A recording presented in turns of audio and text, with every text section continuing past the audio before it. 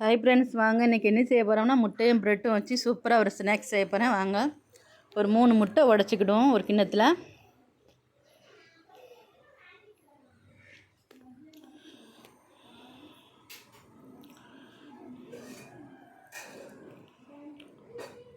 கொஞ்சம் மிளகு சேர்த்துக்கிடுவோம், மிளகுத்தூள், கொஞ்சம் உப்பு, நல்லா கலக்கிக்கிடுவோம்.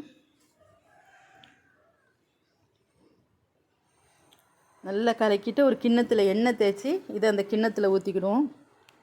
ஊற்றிட்டு இட்லி கொப்பரில் தண்ணி வச்சு அதுக்குள்ளே இந்த கிண்ணத்தை இறக்கி வச்சு ஒரு மூடி போட்டு ஒரு வெயிட் வச்சு இட்லி குப்பரே மூடிடணும். 10 நிமிஷத்தில் சூப்பராக வந்துடும். சூப்பராக வந்துட்டு இப்போ நம்ம ஒரு தட்டில் தட்டிக்கிடுவோம்.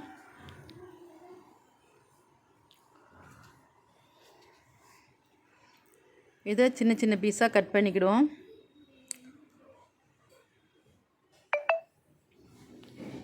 பார்க்கவே சூப்பராக இருக்கு பாருங்கள். நல்லா வெந்துட்டு சாஃப்டாக இருக்கும். ப்ரெட்டு தூள் பண்ணி வச்சுருக்கு. இன்னொரு கிண்ணத்தில் 2 முட்டை உடச்சிக்கிடுவோம்.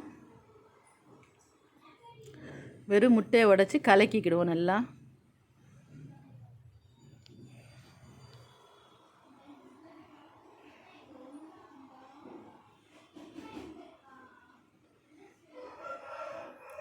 கொஞ்சம் கார்ன்ஃப்ளவர் மாவு, 1 ஸ்பூன் ரவை, கொஞ்சம் உப்பு, கொஞ்சம் வத்தப்பொடி, இந்த 4ஐயும் ஒன்றா கலந்துக்கிடுவோம்.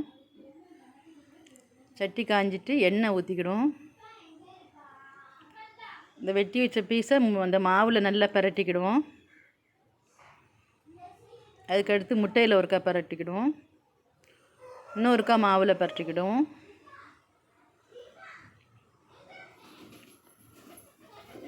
இன்னொருக்கா முட்டையில் பரட்டிக்கிடுவோம். 2 தடவை பரட்டி எடுக்கணும். அப்போனா தான் நல்லா கட்டியாக முட்டை பிடிச்சி நல்லா இருக்கும். சாப்பிட டேஸ்ட்டாக இருக்கும். கேக் மாதிரி இருக்கும்.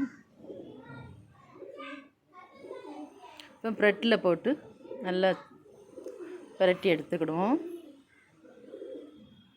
இப்படி எல்லா பீஸையும் பண்ணிக்கிடுவோம். பிள்ளைங்க ரொம்ப பிரியமாக சாப்பிடுவாங்க. முட்டை நல்லது உடலுக்கு. லீவில் இருக்க பிள்ளைங்களுக்கு இப்படி செஞ்சு கொடுங்க. செஞ்சு கொடுத்து நல்ல ஒரு கிளாஸ் டீ போட்டு கொடுங்க. சூப்பராக சாப்பிடுவாங்க. கடையிலலாம் வாங்கிறத விட நம்ம வீட்டில் செஞ்சு கொடுக்க ரொம்ப ஹெல்த்தியாக இருக்கும்.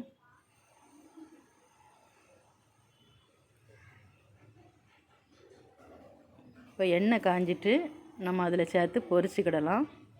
2 நிமிஷம் பொரிச்சா போதும், நல்லா செவந்துடும்.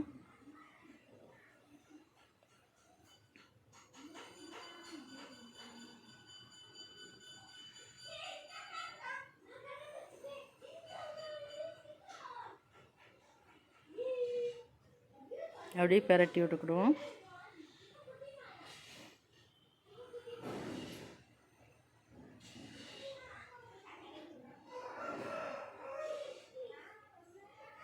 நல்லா செவந்துட்டு இப்போ எடுத்துருவோம். சூப்பராக இருக்கும். சூப்பராக ரெடி ஆகிட்டு நம்ம வீடியோ பிடிச்சிருந்துச்சுன்னா லைக் பண்ணி, ஷேர் பண்ணி, சப்ஸ்கிரைப் பண்ணி வச்சுக்கோங்க. அடுத்த வீடியோவில் பார்ப்போம். பாய்.